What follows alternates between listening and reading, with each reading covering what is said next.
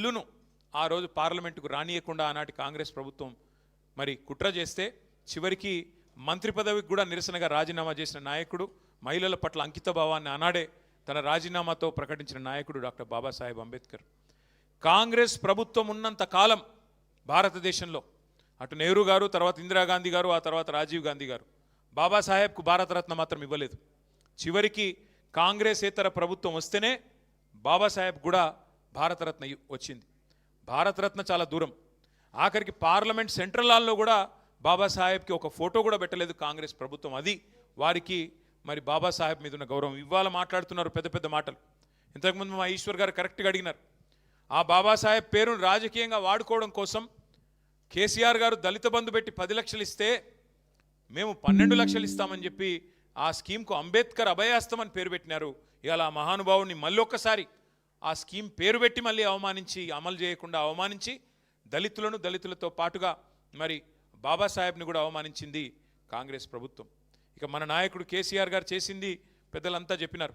1000 గురుకుల పాఠశాలలు పెట్టడం మాత్రమే కాదు, దళిత బంధు లాంటి ఒక విప్లవాత్మకమైన కార్యక్రమాన్ని, దళితుల జీవితాలను శాశ్వతంగా మరి మార్చివేసే పథకాన్ని తీసుకొని రావడమే కాదు, ఒక విప్లవాత్మకమైన పథకం అది. దళిత బంధు లాంటి పథకం తేవాలంటే, రైతు బంధు లాంటి పథకం తేవాలి అంటే నాయకుడికి కలేజా ఉండాలి. ఆ కలేజా ఉన్న నాయకుడు మన కేసీఆర్ గారు. నార్మల్ నాయకులతో కావు ఇట్లాంటి ఆలోచనలు. అందుకే అట్లాంటి ఆలోచనతో లక్షలాది మందికి 5 ఏళ్లలోనే మరి 15-16 లక్షల కుటుంబాలకు న్యాయం చేయాలన్న ఆలోచనతో కేసీఆర్ గారు పోతే, మరి దాన్ని మించిన పథకం మేము తెస్తామని చెప్పి అంబేద్కర్ అభయహస్తం అని చెప్పి చేవెళ్లలో మల్లికార్జున్ ఖార్గే గారిని పిలిచి ఎస్సీ ఎస్టీ డిక్లరేషన్ అని చెప్పి మోసం చేసింది కాంగ్రెస్ పార్టీ. ఇవాళ రాష్ట్రంలో ఉండే ఎస్సీ ఎస్టీ సోదరులకు నేను విజ్ఞప్తి చేస్తా ఉన్నా, గుర్తు చేసుకోవాలని కోరుతా ఉన్నా. ఒక ఎస్సీ ఎస్టీ డిక్లరేషన్లో ఒకటి చెప్పలేదు మాట 12 లక్షలని, ఇంకా చాలా చెప్పినారు. ఎస్సీలకు 18% రిజర్వేషన్ చేస్తామన్నారు. ఇవాళ 16 ఉన్నది, దాన్ని 18 చేస్తామన్నారు. ఎస్టీలకు 10% ఉన్నది, రిజర్వేషన్ పెంచుతాం 12% చేస్తామన్నారు. ఇలా దాదాపు 2.5 ఏళ్ళు గడిచినా మర్చిపోయారు. ఎస్సీ ఎస్టీలకు ఇండ్లకు మిగతా వర్గాలకు 5 లక్షలు ఇస్తే ఎస్సీ ఎస్టీలకు 6 లక్షలు ఇస్తామని చెప్పారు. ఒక్కొక్క ఇల్లు కట్టుకుంటే ఇందిరమ్మ ఇంటికి 6 లక్షలు మీరు ఎస్సీ ఎస్టీ అయితే అన్నారు. ఎస్సీ ఎస్టీలకు జాగ లేకపోతే జాగ కూడా ప్రభుత్వమే ఇస్తుందని చెప్పినారు.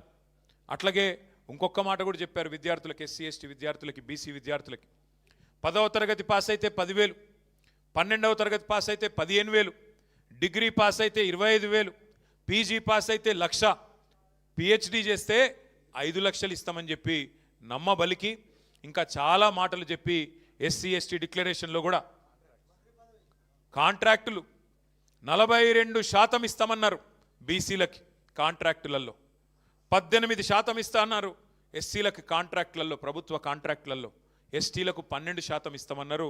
మొత్తం వెరసి 72% ప్రభుత్వ కాంట్రాక్టులలో బీసీ ఎస్సీ ఎస్టీలకే మేము అవకాశం ఇస్తామని చెప్పి అభయహస్తం పేరిట మేనిఫెస్టో రాసి అందులో స్పష్టంగా చెప్పింది కాంగ్రెస్ పార్టీ. ఇవాళ 2.5 సంవత్సరాలైంది. ఈ 2.5 సంవత్సరాలలో దగ్గర 1,00,00,000 కోట్ల కాంట్రాక్టులు పిలిచిండు రేవంత్ రెడ్డి. వచ్చినాయా మరి ఎస్సీ ఎస్టీ బీసీబీలకు 72% వాటా ప్రభుత్వ కాంట్రాక్టులలో వచ్చిందా?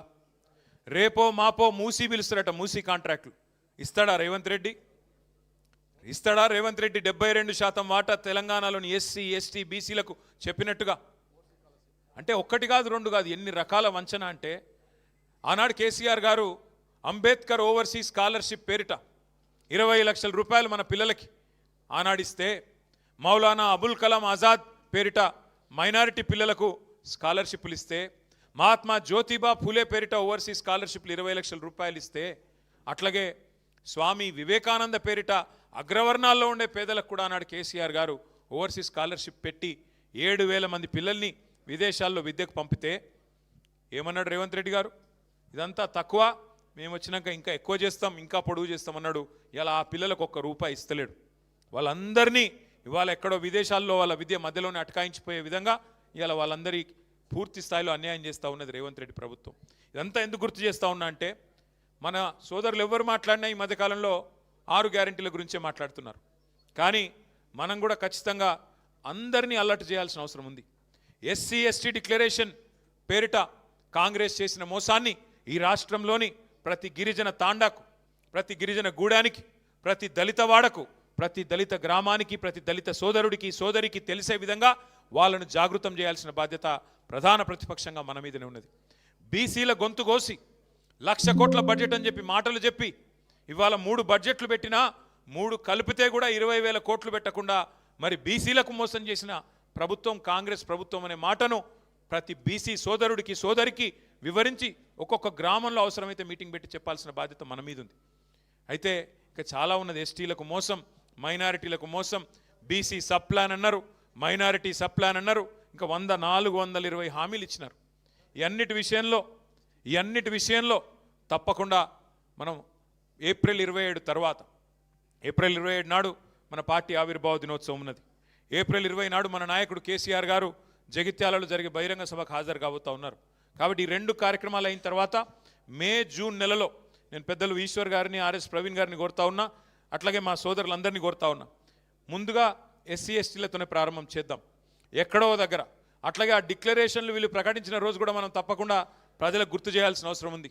కామారెడ్డి డిక్లరేషన్, చేవెళ్ళ డిక్లరేషన్, మహిళా డిక్లరేషన్ ఏదైతే చేసినారో, వరంగల్లో రైతు డిక్లరేషన్, యువజన డిక్లరేషన్ హైదరాబాద్లో, విద్యార్థి డిక్లరేషన్ ఇక్కడే, మహిళా డిక్లరేషన్, ఒక్కొక్క వర్గానికి సంబంధించి కాంగ్రెస్ చేసిన ప్రామిస్ల మీద మనం కూడా అంతే పకడ్బందీగా అవసరమైతే అదే స్థలంలో అదే పట్టణంలో బ్రహ్మాండమైన బహిరంగ సభలతో పాటు జాగృతం చేసే విధంగా ఈ 2 ఏళ్ల కార్యాచరణ రూపొందించుకుందాం.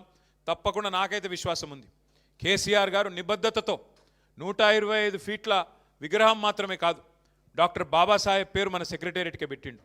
పెట్టడంతో పాటు ఆ రోజు భారతీయ జనతా పార్టీ ప్రభుత్వాన్ని మనం డిమాండ్ చేసినాం అసెంబ్లీలో, అయ్యా మేము కొత్త సచివాలయం కట్టి అంబేద్కర్ గారి పేరు పెట్టుకున్నాం, మీరు పార్లమెంట్ కడుతున్నారు, కొత్త పార్లమెంటు భవనం, ఆ పార్లమెంటు భవనానికి కూడా ఖచ్చితంగా డాక్టర్ బాబాసాహెబ్ పేరు పెట్టాలి అని ఆ రోజు తీర్మానం చేసింది కేసీఆర్ ప్రభుత్వం. పార్టీగా కాదు, ప్రభుత్వంగానే శాసనసభలో తీర్మానం చేసి పంపినాం. ఇలా నిజంగానే భారతీయ జనతా పార్టీకి కూడా ఈషన్ మాత్రం గౌరవం ఉన్నా వారు స్పందించేటోళ్ళు, నిజంగా కాంగ్రెస్ పార్టీకి అనుమాత్రం గౌరవం ఉన్నా వారు కూడా పార్లమెంట్లో ప్రస్తావించేటోళ్ళు. కానీ ఇద్దరు కూడా దొందే, ఇద్దరు కూడా అల్టిమేట్గా అంబేద్కర్ అంటే గిట్టని వాళ్ళే తప్ప ఈ దేశంలో మాత్రం ఇంకొక ఆలోచన వారిద్దరికి కూడా లేదు. ఇంకొక మాట కూడా మనం ఈ సందర్భంగా గుర్తు చేసుకోవాలి. డాక్టర్ బాబాసాహెబ్ని కొందరి వాడుగా